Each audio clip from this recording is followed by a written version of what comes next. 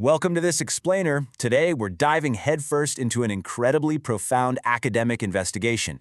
We're unpacking one of ancient Japan's most fascinating and, frankly, most complex chronological mysteries, the enigmatic timeline of the Nihon-Shoki. We're going to see how taking a really close look at the numbers reveals a story of national survival that is far more thrilling than just simple historical record-keeping. Here's our roadmap for today. We'll start with the chronological discrepancy, move into the double calendar hypothesis, and then actually recalculate the timeline.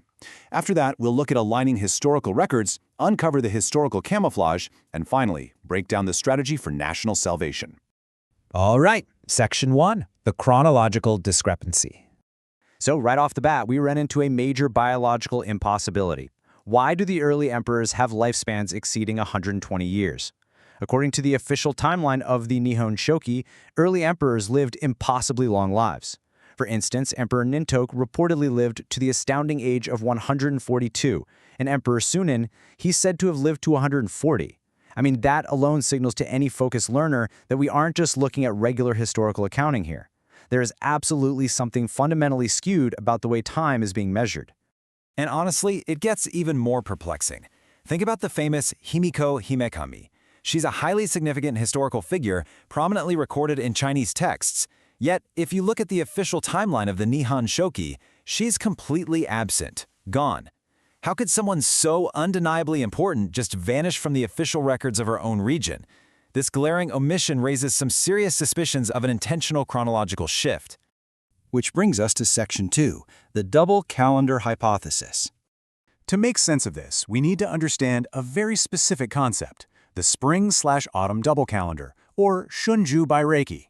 Basically, this hypothesis suggests that the ancient administrative apparatus intentionally counted one physical year as two separate years. So the spring planting season was counted as year 1, and the autumn harvest season was tallied as a completely independent year 2. Now, this distortion stems from a major transition in how time was kept. Experts from the Soga clan possessed highly advanced calendrical knowledge. Under the influence of Chinese structural methods, they actually transitioned the administration to a standard, regular calendar around 541 AD. But here's the catch. The older records weren't properly converted. They remained retroactively elongated. This meant the older history was mathematically doubled, creating a massive, centuries-long distortion in the official timeline. Let's dive into Section 3, recalculating the timeline. We can actually reverse this calendrical inflation using a precise mathematical correction formula. Let's walk through it together. Step 1. We start with a firm base year, which is Emperor Anken's accession in 534 AD. Specifically, that's a Kino-Tora year in the sexagenary cycle. Step 2. We subtract exactly 600 years, which represents 10 full cycles of 60 years. And finally, Step 3. We subtract 1 for a necessary era adjustment. So let's run those numbers. 534 AD, our Kino-Tora year, minus 600 years, minus 1 for the era adjustment, equals exactly 67 BC, which is also a Kino-Tora year. This is a monumental mathematical result. Why? Because this hypothesis proposes that 67 BC is the true accurate accession date of Emperor Jinmu, effectively reversing that intentional 600-year distortion. Moving on to Section 4, aligning historical records. When we apply that recalculated timeline, it's honestly like watching a giant puzzle snap into place. Emperor Jinmu shifts from the mythic 660 BC to a much more historically realistic 67 BC. And remember Himiko Himekami, who was completely missing earlier? She now slots effortlessly into the era of Emperor Sujin around 222 AD. Even the previously disconnected 5 kings of Wa now find perfect historical matches in the 5th century. Everything just clicks. Impartially speaking, what's really fascinating here is that this mathematical recalibration cleanly aligns with Chinese historical records. When we correct the timeline, the very first appearance of Wei in the ancient Chinese Hanshu text actually corresponds perfectly with the true accession date of Emperor Jinmu. The external and internal histories finally match up. Next up, Section 5, the historical camouflage. To understand the why behind all of this, we have to set the scene of extreme national peril. In 663 AD, the Battle of Hakusukunoe resulted in a truly devastating military defeat against the combined Tang and Silla forces. This disaster created an unprecedented geopolitical crisis. The forces of the Tang dynasty were a massive threat, and this defeat literally threatened the very existence of the nation. They had to do something drastic. The grand strategy born from that crisis meant completely severing ties with the past. Up until 669 AD, you had Kyushu Wakoku, or Yamato. This was the specific defeated entity recorded by the Tang dynasty. To survive, they rebranded into Kinai Nihon-Koku, or Yamato, starting from 670 AD. The survival strategy was to obscure any historical ties with the defeated entity and present themselves to the world as an entirely separate, ancient, and independent nation. This rebranding was incredibly thorough. It even changed how the sovereign was addressed. They utilized the title Emperor Ohokimi until Emperor Kobun. But to finalize this massive national rebranding, they shifted to using the title Emperor Tenno from Emperor Tenji onwards. Both are translated as emperor, but that shift in the native term was a complete and total transition of state identity to avoid destruction. Finally, Section 6, Strategy for National Salvation. So the crucial takeaway we arrive at is that the Nihon-Shoki was essentially a forged history, deliberately constructed as a geopolitical shield to deceive the Tang dynasty. Masterminded by brilliant figures like Kamatari, this strategy purposefully pushed Emperor Jinmu's accession back those 600 years. This created the powerful illusion of an ancient, unbroken lineage. It painted them as an independent nation far too established to be conquered, all to prevent absolute national destruction. And you know, this leads to a fascinating contrast between ancient Japan's two greatest texts. The Kojiki acted as an internal historical preservation, safely encoding their authentic lineage through myth, so the truth wouldn't be lost to their own people. Meanwhile, the Nihon-Shoki served as a protective diplomatic facade. It was an external defense specifically designed to obscure those Kyushu origins from foreign powers. So why does all of this matter to us today, and what should you take away from this explainer? Well, because it completely transforms our understanding of history. The timeline manipulation we've looked at today wasn't just a simple record-keeping error or some ancient exaggeration. It was a brilliant, desperate act to protect Japan from being literally erased from the map. It shows us that history is sometimes a high-stakes strategy for survival. Which leaves us with this final, incredibly provocative thought. If the official timeline was a monumental fiction, meticulously designed to save a nation, what other concealed historical truths are still waiting to be decoded in the texts we think we know so well? Keep questioning, keep learning, and thank you so much for exploring this fascinating historical puzzle with me. Imagine looking out, at your shoreline and seeing the horizon just turn completely black with the sails of the most powerful military empire on Earth. Yeah, and knowing they aren't there for a friendly visit. Right. I mean, you just fought them on a foreign peninsula, and you lost, miserably. Tens of thousands of your soldiers are dead, your fleet is just ashes, and now the occupation army is arriving on your beaches to erase your nation from existence. It's the ultimate nightmare scenario for any ancient state. Totally. So how do you survive that?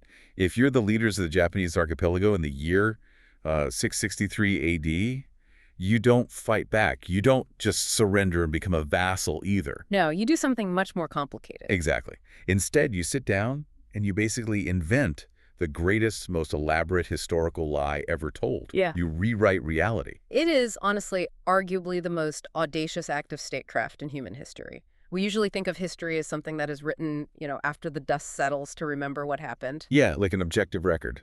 Right, but in this case, history was mathematically engineered to prevent an apocalypse. Okay, let's unpack this, because what we're looking at today completely shatters how I used to think about the past.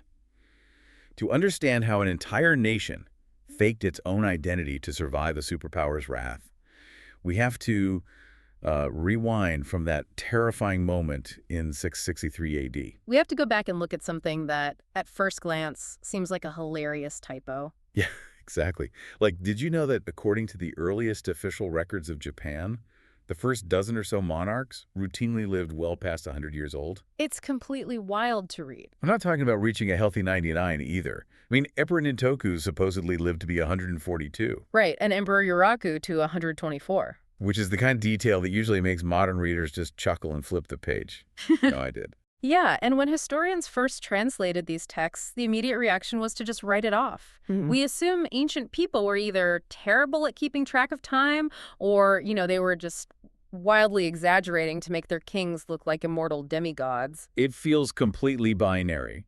Like, either it's a historical fact, which is biologically impossible, or it's just pure myth. But that's exactly the paradigm shift we need. You see, the research we're going through today proposes that these impossible ages aren't mistakes. Wait, they aren't. No, and they aren't naive fairy tales either. They're actually part of a deliberate, highly sophisticated mathematical cipher. A hidden code, basically, the YAmatu-Code. Exactly. To understand this, we really have to stop looking at ancient historians as primitive storytellers spinning yarns around a fire. Right, these weren't just guys making up tall tales. Not at all. The people who compiled these records were sophisticated scholars utilizing advanced calendar mechanics. They weren't making mistakes. They were making highly precise mathematical adjustments. Oh, wow. So they were hiding the true in plain sight, just waiting for someone with the right key to decode it. That's precisely what they were doing. So if you're listening to this right now, we have a massive mission for this deep dive. We're going to decode the true timeline of ancient Japan. We're going to uncover a lot of hidden truths today. We really are. Yeah. We're going to uncover the real identity of the legendary queen Himeka, who you might know as Himiko, and we're going to reveal this desperate, massive historical cover-up orchestrated to save an entire nation. It's an incredible story. So let's start with those impossible lifespans. Emperor Nintoku living to 142. If this isn't a typo and it isn't magic, what is it? Well, it really comes down to a fundamental misunderstanding of how time was recorded in ancient agricultural societies. The research points to a mechanism known as the spring-autumn doubled calendar, or Bereki. Okay, a doubled calendar. How does that actually work in practice? Are they just, like, counting every day twice? No, not days. They were counting seasons. Put yourself in the shoes of an ancient agrarian administrator. Okay, I'm a bureaucrat in a rice farming society. Right, so your entire society, your survival, and, crucially, your tax collection is entirely dependent on the harvest. Because taxes were paid in grain. Right, exactly. So the concept of a year like a single, complete solar revolution around the sun isn't actually the most useful metric for you. Right, because if you're a tax collector, you don't really care where the Earth is in relation to the sun. You just care when the rice is ready to be collected. Precisely. What matters is the rhythm of the Earth. So the period from spring to summer, the planting and growing season, was counted as one administrative year. Okay, that makes sense. Then the period from autumn to winter, the harvest season, was counted as a second separate administrative year. They were tracking the two vital economic cycles of the Earth. But the consequence of that, if I'm tracking this correctly, is that one actual biological year, like one literal trip around the sun, gets recorded in the state's archives as 2 administrative years. That is the absolute key to this whole thing. So if a king ruled for 20 actual years, the books would say he ruled for 40. Oh, wow. So if a guy lived to be 71 years old, which is a totally normal age, the records, using this doubled calendar, would say he lived to be 142. Right. Suddenly, Emperor Nintoku's impossible lifespan isn't a wild fairy tale at all. It's just a completely normal, respectable biological age for a monarch. Exactly. It's just recorded under a different administrative system. It brings the biological reality right back into the historical record. That makes so much sense. It's like measuring a piece of wood in centimeters, but someone later reads the number and assumes you meant inches. That's a great analogy. Right. Suddenly the wood seems 2.5 times longer than it actually is. But obviously Japan doesn't use a doubled calendar today. When did they realize, hey, maybe we should sync our clocks with the rest of the world? The sources are incredibly specific about this correction point. It occurs precisely around the year 534 AD. 534 AD. Who was in charge then? This is during the reign of the 27th Emperor An and subsequently his successor, Emperor Kinmei. Okay, so mid-6th century. What prompted the change? The historical records make a very pointed note that during this era, specialized calendar scholars arrived from the continent. Specifically, they came from the kingdom of Baekje, which was located on the Korean peninsula. I'm trying to picture this. These highly educated Baekje scholars show up at the Yamato court, take a look at the local calendar, and say, wait a minute, your years are running twice as fast as ours. That is essentially what happened, yeah. The Yamato administration realized that their local traditional doubled calendar completely misaligned with the standard continental calendar. Which was the one used by, like, the massive empires of Sui and Tang China, right? Exactly, as well as the Korean kingdoms. If you are trying to conduct international diplomacy, you need a shared concept of time. Oh, I mean, absolutely. You cannot sign a trade agreement or a treaty if you don't fundamentally agree on what year it is. Right, imagine the confusion. We'll deliver the iron in the year 100. Wait, our year 100 or your year 100? Yeah. Yeah, that's a geopolitical nightmare. Exactly. So from 534 AD onwards, the local calendar is corrected. The system is updated to the standard solar lunar calendar used by the rest of East Asia. And is there proof of this shift in the actual texts? Absolutely. The proof is right there in the text. If you look at the Nihon-Shoki, the official chronicles of Japan, compiled later in the 8th century, this 534 AD mark is exactly the point where the recorded lifespans of the rulers suddenly drop back down to normal biological limits. Really? Just right at that exact year? Yep. Rulers suddenly start dying in their 60s and 70s. The 140-year-old anomalies completely vanish from the record. Okay, but hold on. If they fixed the calendar in 534 AD, what happened when the historians sat down a century or two later to actually write the Nihon-Shoki? That's where things get complicated. Because that book still has all those impossible 142-year lifespans in the early chapters. Did the later historians just not know how to convert the old data? Did they forget they used to use a doubled calendar? Oh, they knew exactly what they were doing. They didn't leave the doubled years in by accident, and they certainly didn't forget. So they did it on purpose? Yes, they utilized them intentionally as a geopolitical weapon. We have to remember that the compilers of the Nihon-Shoki had a massive political mandate. What kind of mandate? They needed to prove to the Chinese empires that Japan was an ancient, independent nation with a history as long, deep, and venerable as China's itself. Oh, I see. So they looked at these old archives, saw that the doubled calendar naturally inflated the timeline, and thought, let's just pretend these are standard solar years. Exactly. Let's just hand this to the Chinese diplomats and say, look how ancient we are. It's brilliant in its simplicity. Yeah. I mean, by keeping the doubled calendar numbers for the ancient era, but presenting them as standard years, they artificially stretched their own history deep into the past. It was incredibly effective. It's like finding an old receipt in a foreign currency, realizing the number is huge, and just pretending it's dollars to make your bank account look massive to an auditor. That is exactly what they did with their national timeline. But the research you brought suggests they didn't just tell a lie and bury the truth. They left a key, right? A breadcrumb trail for future generations. Yes, and this is where the Taisai cipher comes in. The compilers were brilliant, but they were also scholars. They couldn't bear to completely obliterate the true timeline of their ancestors. Because they respected the truth, even if they couldn't publish it officially. Right. They knew that someone in the future, someone with the right astronomical and mathematical knowledge, would eventually look at the records and see the distortion. So they embedded a code to allow the true timeline to be reconstructed. Okay, I want to make sure I completely understand the math of this cipher, because when I read your notes, it took me a second to really grasp it. How does this code actually work? Well, they used a system called the sexagenary cycle. This was the standard way to record years in ancient East Asia. Think of it like two interlocking gears. Okay, I'm picturing two gears. One gear has 10 teeth, representing the 10 heavenly stems, basically 5 elements, each with a yin and yang state. The other gear has 12 teeth, representing the 12 earthly branches, which are based on the roughly 12-year orbital period of Jupiter. So you turn the gears day by day, year by year. Yes, and because one gear has 10 teeth and the other has 12, it takes exactly 60 clicks, 60 years, for the two gears to return to their exact original starting alignment. So that's one full cycle. Exactly. Every year in that 60-year cycle has a unique, specific name based on where the gears align. Okay, I have the visual. 2 gears, 60 unique combinations.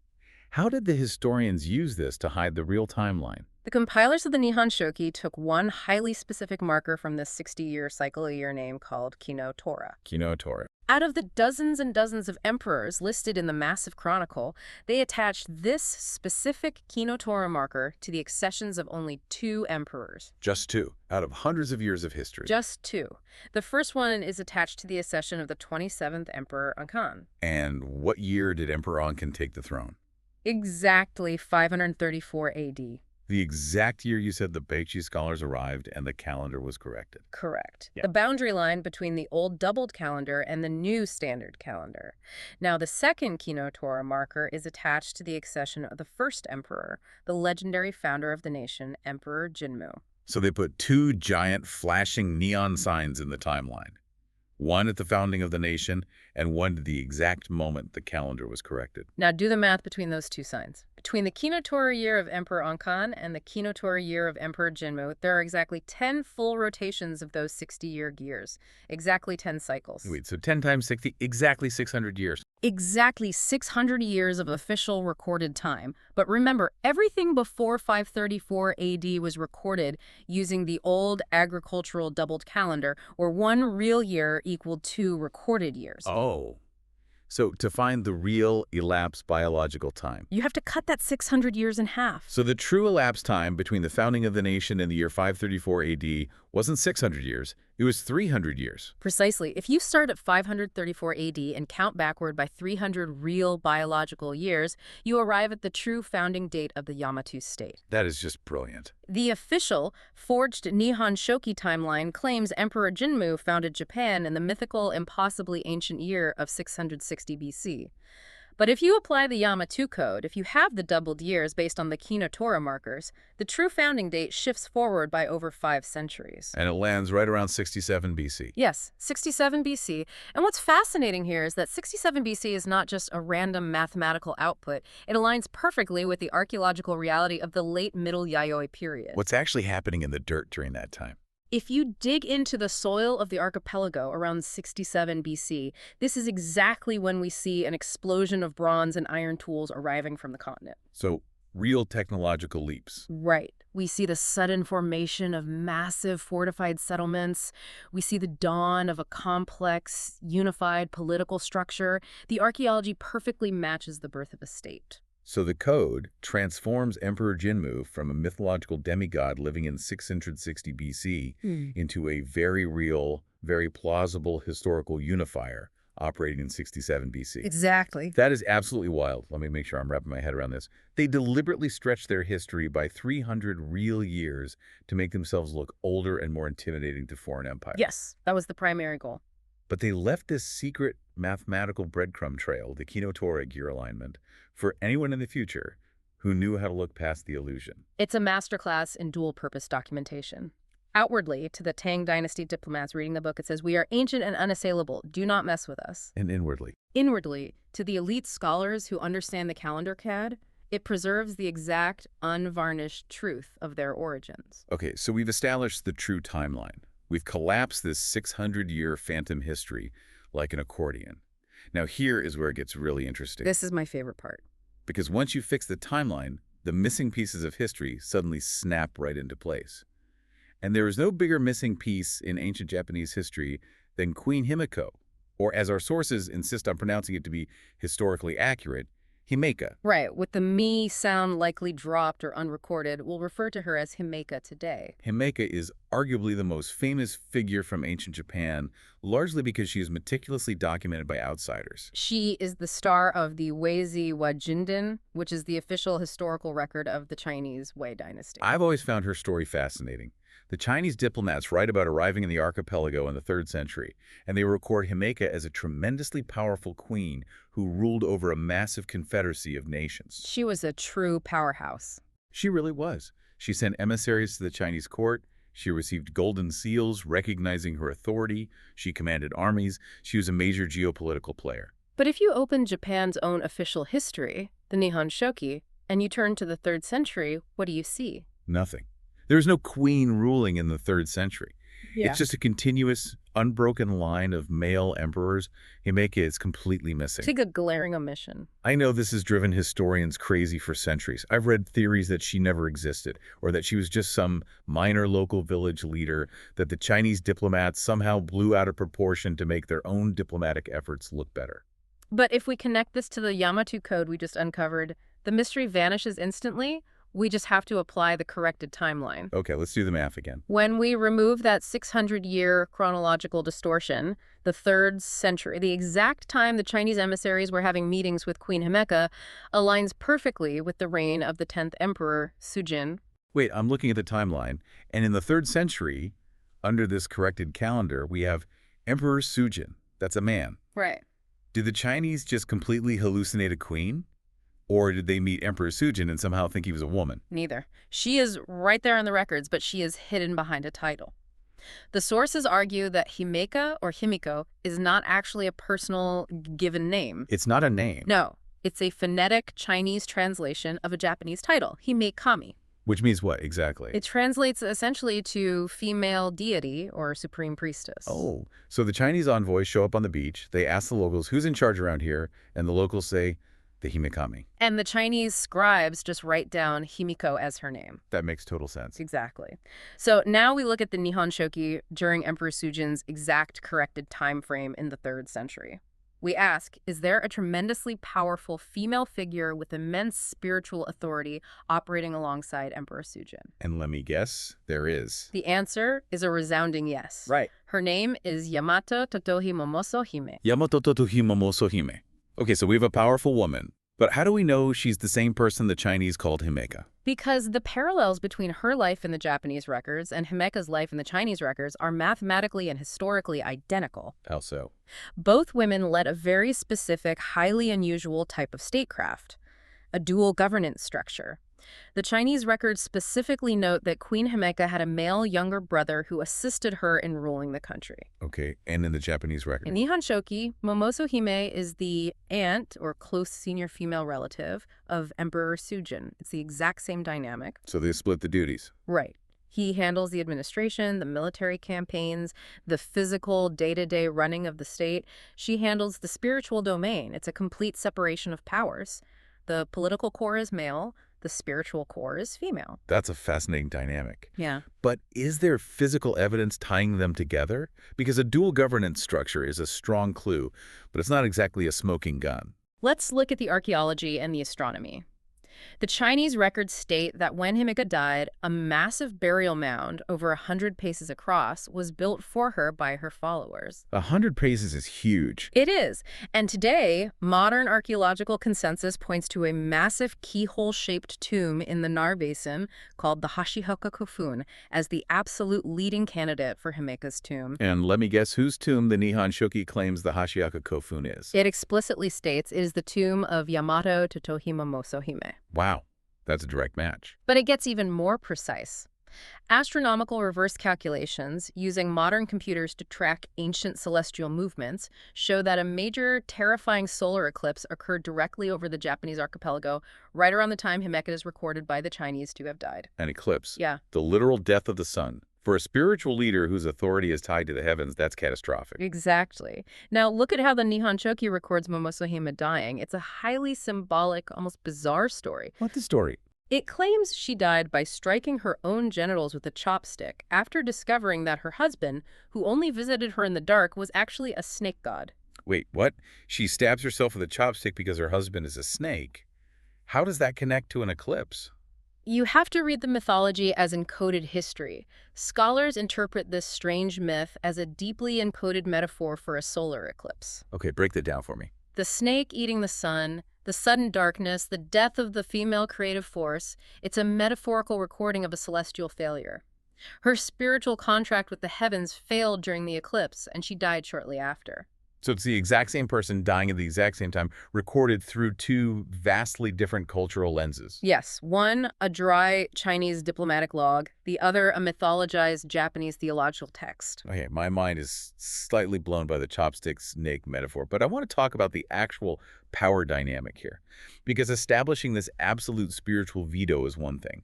Maintaining it against ambitious warlords is another. It's a delicate balance. Right. If you're a high priestess in a secluded shrine, how do you actually stop a male king who decides he wants to build an empire of his own? I read in the sources that Himeka was incredibly isolated. She was. Very few people ever saw her. She supposedly had 1,000 female attendants, but only one single man, the brother, or Emperor Sujin in this case, was allowed near her to transmit her words to the outside world. Why so much seclusion? Was she essentially a highly respected prisoner? Quite the opposite. This raises a crucial question about how ancient authority functioned. We view power today as military or economic force. But in this era, her seclusion wasn't a sign of weakness. It was the absolute engine of her power. Really? How so? Her authority wasn't administrative. It was an unquestionable spiritual veto. How does a spiritual veto actually stop an army, though? You have to picture the geopolitical reality of the Yamato state. It was not a single unified empire under total control. It was a fragile confederacy of dozens of regional kings and warlords. Okay, so it was fractured. Very. These regional leaders didn't follow the central authority of Emperor Sujin because he had a massively overwhelming army. They followed because the central authority spoke for the gods. The gods legitimized their own regional rule. Ah, I see. So if Emperor Sujin suddenly says, hey everyone, I want to triple taxes and draft your sons to go fight a war in the north. The regional lords would hesitate, but then the Himekami, secluded in her dark, mysterious sanctuary, issues a divine decree stating that the gods oppose this war. And then what? Instantly, the regional leaders have a theological justification to disobey the emperor. They withdraw their support. Sujin's political and military power evaporates overnight because it was entirely dependent on her spiritual endorsement. She held the keys to the kingdom. So by completely isolating herself, she preserves the terrifying mystique of the divine. She never has to deal with the messy day-to-day compromises of politics. Right, she never haggles over grain prices. She just sits at the absolute top, an untouchable, unarguable voice. And practically speaking, the Chinese sources mention she was likely quite old. Seclusion hides the physical reality of an aging, frail human body from the public, maintaining the illusion that an immortal, unchanging deity is running the country. It is a perfectly engineered system of control. The male king acts as the shock absorber. He takes the heat. He takes all the blame if crops fail, if the economy crashes, or if a war goes badly, but he cannot make a single major strategic move without the hidden queen's final signature. So the missing queen of ancient Japan was never missing at all. Never. The later historians who compiled the Nihon-Shoki took this singular, incredibly powerful woman and deliberately fractured her. They split her attributes into different characters to fit a revised narrative that prioritized an unbroken line of male emperors. Yes, and understanding why they had to fracture her story is the key to unlocking the darkest layer of the Yamatu-Code. Because her rise to power wasn't exactly peaceful. No, her rise to power was not a peaceful, universally accepted transition. Which brings us to the bloodiest part of our deep dive. History books, especially official state-sponsored ones, love to paint ancient eras as a smooth, divinely ordained transition of power. They definitely do. But the sources we're looking at tell a much darker, much more violent story about how Himeka actually got that veto power in the first place. If we look back at the objective Chinese records, they mention a massive period of turmoil immediately preceding Himeka's rise to power. It's known as the Great Wa Rebellion. And when was that? Lasting roughly from 146 to 189 AD. The country was entirely fractured. Male kings were constantly assassinating other male kings, alliances were shifting daily, and it was a state of total bloody chaos. And when we use our corrected timeline or Yamatu-Code, where does this 146 to 189 AD period of chaos land in the Japanese chronicles? It lands perfectly, matching the reigns of the 7th Emperor Kore and the 8th Emperor Kogen. Okay, Kore and Kogen. And here is where the brilliant compilers of the Nihon-Shoki left us another subtle, undeniable clue. The posthumous names given to these emperors, Kore and Kogen, both share the specific character Ko. Okay, a shared character. Why is that significant? Because if you look at the massive Chinese empire of the Han Dynasty, which was experiencing its own massive, violent, society-collapsing rebellions at this exact same time in the late 2nd century. Wait, really? At the exact same time? Yes. The Chinese emperors ruling during that chaos were Emperor Huan and Emperor Ling, or using their full posthumous names, Zhao Huan and Shao Ling. Let me guess. Shao is? Shao is the Chinese pronunciation of that exact same Ko character. Oh, wow. So the Japanese compilers deliberately gave the old kings they were writing about the exact same naming convention as the Chinese emperors who ruled during the exact same period of historical chaos. It's an unmistakable timestamp. They are silently telling the educated reader, the chaos we are recording here under these kings is happening concurrently with the chaos of the late Han Dynasty. They locked the timelines together using linguistics. Okay, so the Japanese archipelago is tearing itself apart under these warring male kings. The old king, Emperor Kogen, is in charge, but losing control. How does it end? Well, the official story is very clean. Right. The standard sanitized narrative is that everyone just got tired of the bloodshed, laid down their swords, and peacefully agreed to make a young teenage girl, Himeka, their supreme spiritual ruler. Which is pretty hard to believe. Exactly. Let me play devil's advocate for a second. Yeah. If you're listening to this, you're probably thinking what I'm thinking. How does a teenage girl pull off a peaceful transition of power amongst battle-hardened, bloodthirsty warlords? It makes no sense. You're right to be skeptical because the evidence suggests a much more kinetic, brutal reality. A teenage girl doesn't become the absolute supreme ruler of a warring confederacy by asking nicely. So what actually happened? The theory presented in the deep research is that the young Himeka orchestrated a violent targeted coup. She, or the religious faction she commanded, directly infiltrated the court and assassinated the old male leadership, specifically the 8th emperor, Kogen. She violently usurped the throne from a male king. Now put yourself in the shoes of the scholars compiling the Nihon-Shoki centuries later. You have a strict state mandate to present an unbroken, sacred, divinely ordained line of male emperors from the beginning of time. You can't put a teenage assassin in there. Exactly. You cannot possibly write down that a teenage priestess murdered the emperor and seized the government. It destroys the entire theological foundation of the patriarchal state you serve. Absolutely. It is a fatal flaw in their narrative. They had to hide the assassination. But how do you hide something that huge? Well, the historical memory of this incredible violent act, a young woman taking down the most powerful man in the country, was too massive, too ingrained in the oral traditions of the people to just erase completely. So they couldn't just pretend it didn't happen. Right. So they engaged in an act of literary camouflage. They took the raw facts of the event, a young, brilliant figure infiltrating an enemy stronghold and assassinating a rival leader, and they changed the packaging. And what did they change the packaging into? They turned it into one of the most famous, beloved myths in Japanese history, the legend of Yamato-Takeru. Yes, Yamato-Takeru is the quintessential, tragic, violent hero of ancient Japanese myth. Walk us through that myth. The story goes that he was sent by the emperor to subdue a fierce rival leader in the western regions. His strategy for this assassination is legendary. He dresses up in the beautiful, flowing garments of a young maiden. He goes in drag. Exactly. He infiltrates the enemy's heavily guarded banquet, pretending to be a serving girl. He waits patiently until the rival leader is drunk and distracted by his supposed beauty, and then he pulls a hidden sword from his robes and slays him. They literally gender-swapped a brutal political assassination. They took the real history of a teenage girl using deception and violence to overthrow the old king, Kogen, and they flipped it. It's a brilliant piece of revisionism. They turned it into a story about a heroic male prince dressing as a girl to kill a rebel. It's ingenious. It perfectly preserves the shape of the historical event, the youth, the infiltration, the hidden weapon, the dead leader, while completely protecting the illusion of the unbroken male lineage. It is a profound act of historical suppression. By writing it down this way in the official state document, the state-sponsored written word eventually overwrites the messy oral traditions of the common people. But as with all massive cover-ups, the truth bleeds through in the peripheral details, doesn't it? Look at the ultimate symbol of military and spiritual authority in these myths, the Kusanagi sword. Right, the Kusanagi sword. It's basically the Excalibur of Japan, the most sacred weapon, one of the 3 imperial regalia. Exactly. Before the hero Yamato-Takeru goes on his final, fatal military campaigns, who gives him this ultimate weapon?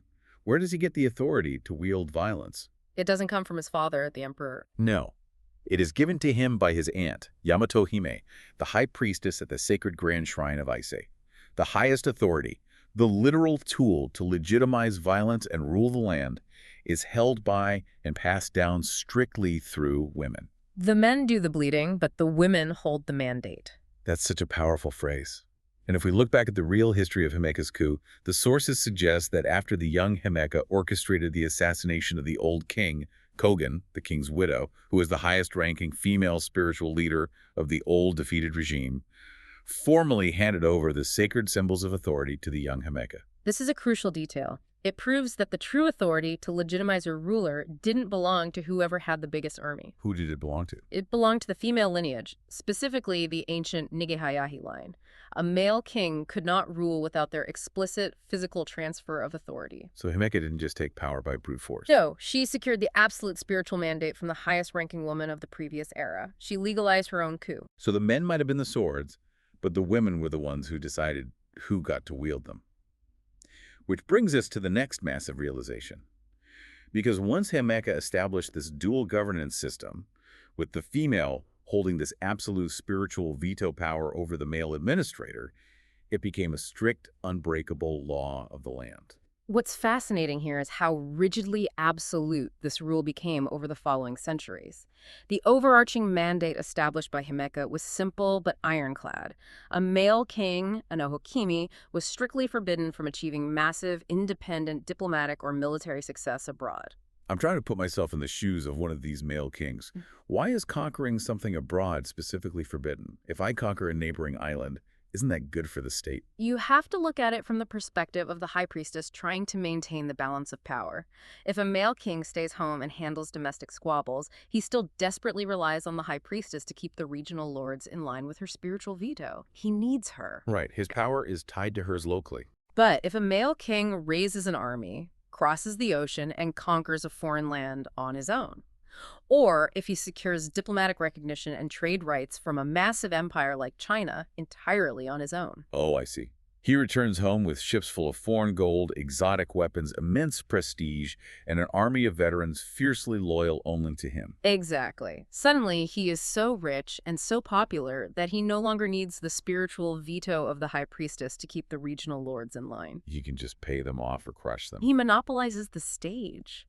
The delicate dual governance balance shatters, and the high priestesses risk a return to the bloody chaos of the Great Wa Rebellion, where male kings just slaughtered each other for power. So there was an absolute ceiling on male ambition. You could be king, but do not get too famous overseas. And what happened if a king broke that rule?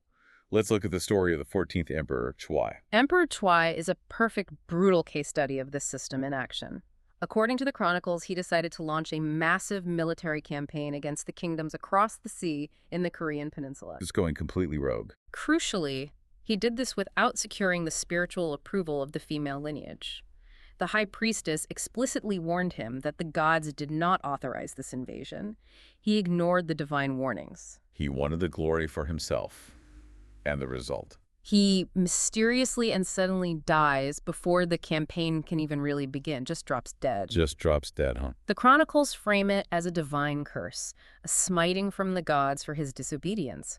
But if we read between the lines, practically speaking, he was purged by the system. He was assassinated. He overstepped the absolute limit of male authority, threatened the balance of power, and was eliminated by the factions loyal to the spiritual core. But the wild thing is, the invasion still happens, right? Someone still crosses the sea and wins. Yes, the Yamato forces do cross the sea, and they do achieve major victories. But look at who the history books give the credit to. Who gets the credit? The monumental foreign achievements, the subjugation of the Korean kingdoms, are not attributed to the rogue Emperor Choi or to any of his male generals. They are historically transferred in their entirety to his widow, the legendary Empress Jingu. Wait, his widow. She supposedly leads the massive naval invasion herself while pregnant, guided by the gods. It's ruthless. The system kills the rogue male king, steals his military victories, and gives all the credit to the female spiritual leader to prove, once again, that the female lineage is the ultimate untouchable vessel of authority. It's a total erasure. The male king gets erased. And this wasn't an isolated incident. Let's fast forward a couple of centuries to around 600 AD during the Sui dynasty in China, because we see the exact same erasure happen again, but on an even grander scale. This is the era of one of the most famous diplomatic letters in history. Oh, I love this letter. Set it up for us. The Yamato state sent a letter to the massive Sui emperor in China that read, "From the emperor of the rising sun to the emperor of the setting sun." It's an incredibly bold, almost arrogant assertion of total equality. It really is. It's a small island nation looking the most powerful man on earth in the eye and saying, we are equals. It's the ultimate mic drop in diplomatic history. But there's a massive contradiction in the historical records regarding who actually sent that letter. What's the contradiction? The Chinese official history, the Sui Shu, clearly records that this letter was sent by a male king of Japan named Tarishihiko. The Chinese diplomats meticulously note that he is a man, he has a wife, and he rules the country. Okay, a male king. Yeah. But if you open the Japanese Nihon-Shoki, who's officially sitting on the throne at exactly this time... A female. The famous Empress Suko. How is that possible? I mean, did the Chinese diplomats just completely bungle the gender of the person they were negotiating with? No, the Chinese records are highly meticulous diplomatic logs. They physically met this man's envoys. They knew exactly who was in charge. So where does the confusion come from? The contradiction arises entirely from the Japanese compilers of the Nihon-Shoki working a century later. By 600 AD, this real male king, who our sources identify as Prince Oshisaka, had become incredibly powerful. What was he doing? He was building massive infrastructure, reforming the state, and acting as an independent, equal sovereign to the Sui dynasty. He was breaking Himeka's ancient rule. He was running the whole country, doing foreign diplomacy, winning prestige, all without checking in with the high priestess. Exactly. And the later compilers of the Nihon-Shoki, who, as we discussed, were deeply invested in maintaining the narrative of female spiritual oversight to check male ambition, were terrified of recording an unchecked, wildly successful male ruler in their official history. Right, because it sets a highly dangerous precedent for future kings to emulate. It undermines the whole system. So how do they fix it? They can't just delete the entire diplomatic history with the massive Sui dynasty. It's too big, too public. Everyone knows it happened.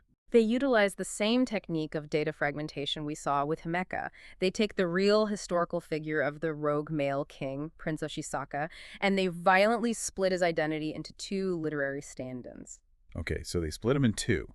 Who does he become? First, they install a female, Empress Suiko, to hold the official title of sovereign on the throne, ensuring the narrative of female supreme authority remains visually intact. But Empress Suiko didn't actually do all the infrastructure building and the aggressive diplomacy. So what happens to all of Prince Oshisaka's brilliant reforms, his intellect, his actual resume? They invent, or at the very least, vastly inflate the character of a brilliant male regent, the famous Prince Shotoku. Oh, Prince Shotoku. They take all the actual achievements of the real male king, Oshisaka, and assign them to this regent, Prince Shotoku. Crucially, they make absolutely sure to define Shotoku strictly as a subordinate, a regent who serves under the supreme authority of the female Empress Suiko. It's the ultimate demotion by history. You literally rule a country, you stare down the emperor of China, you build the infrastructure of a state, and a century later, historians chop you in half. It's a harsh fate. They give your throne to your stepmother, and they give your resume to a subordinate, just to prove a theological point about the limits of male power. It perfectly demonstrates the immense, terrifying power of the compilers. They weren't just passively recording history, they were actively engineering it to reinforce the political structure and the power dynamics of their own time. Which perfectly sets the stage for the massive climax of this story. Because everything we've talked about so far, the doubled calendars stretching time, the gender-swapped assassins hiding coups, the split kings erasing male ambition, these are all incredible, mind-bending feats of historical engineering. They are monumental efforts. But they beg the ultimate question. Why? Why go through all this unimaginable trouble? Why sit down and write the Nihon-Shoki this way in the first place? To understand the fundamental why, we have to return to the existential terror of the hook we started with. The ultimate climax of this entire historical narrative, the reason this massive forgery exists, hinges on a single devastating military event in the year 663 AD. The Battle of Hakusukino. Bring us back to that beach. Set the geopolitical scene for us in 663 AD. What is happening in the world? The Tang dynasty in China is at the absolute height of its power. It is a massive, highly militarized, aggressively expanding superpower with millions of subjects. And what's Japan or Yamato doing? The military forces of the Japanese archipelago, which was then known regionally as Yamato, had deployed massively to the Korean peninsula. They crossed the sea to aid their longtime ally, the Kingdom of Baekje, which was under attack. So Yamato sends an armada to fight the superpower. Yes. They engaged in a massive naval and land battle at Hakusukino against the combined, highly disciplined forces of the Tang dynasty and their local ally, Silla. As we established at the top of the show, it was a slaughter. It was a catastrophic, annihilating defeat. The Yamato forces were completely outmaneuvered and decimated. We're talking about tens of thousands of soldiers dead, hundreds of ships burned to the waterline. Total destruction. The sea literally ran red with blood. The Yamato military apparatus was entirely broken, but the true disaster didn't end with the battle.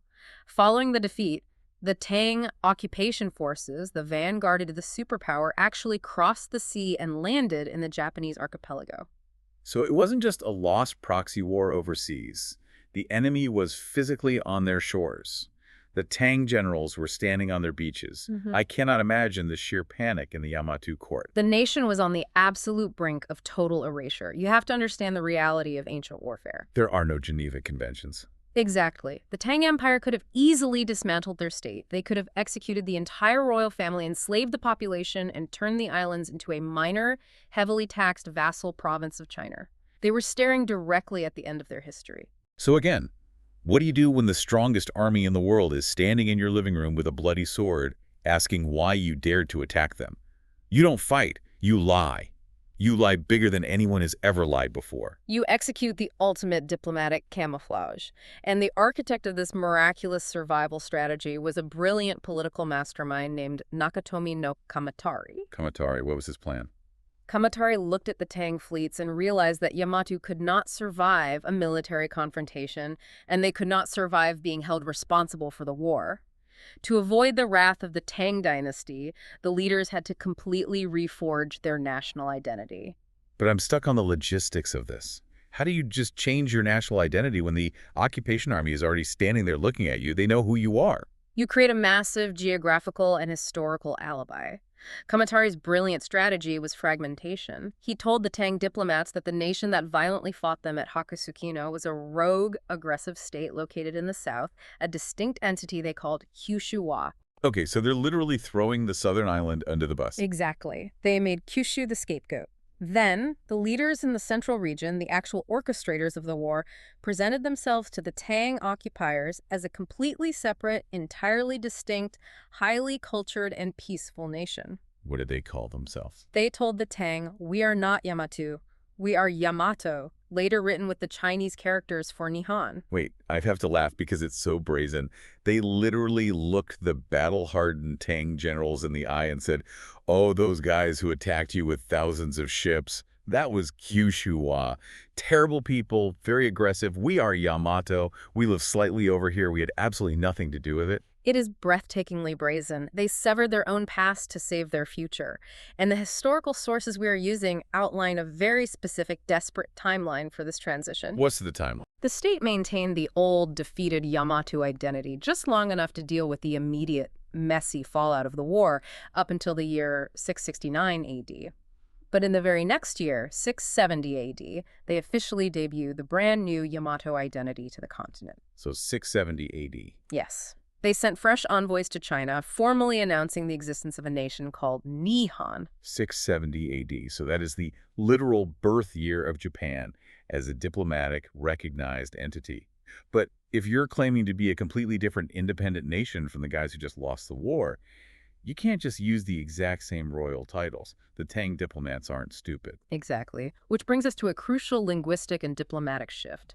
Before this defeat, the rulers of Yamato called themselves Ohokimi, which translates roughly to Great Kings. Right, which sounds powerful locally, but internationally. Internationally, an Ohokimi is implicitly lower in status than an emperor. It implies you are a regional king who could theoretically be a vassal to the true emperor in China. Now they can't be vassals. No.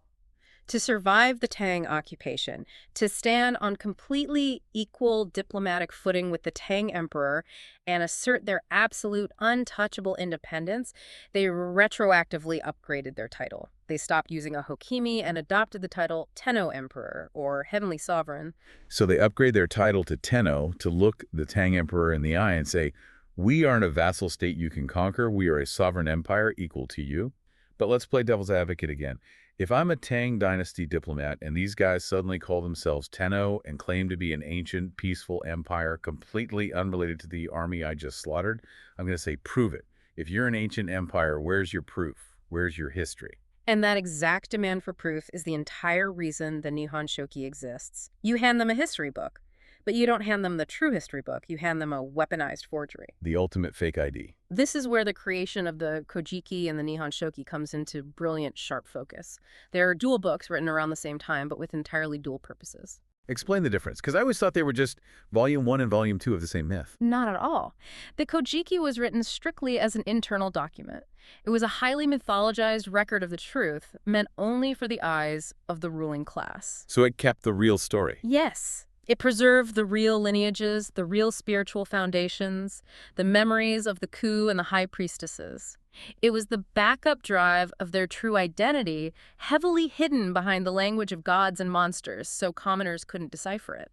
And the Nihon-Shoki. The Nihon-Shoki was the forged, outward-facing, diplomatic document.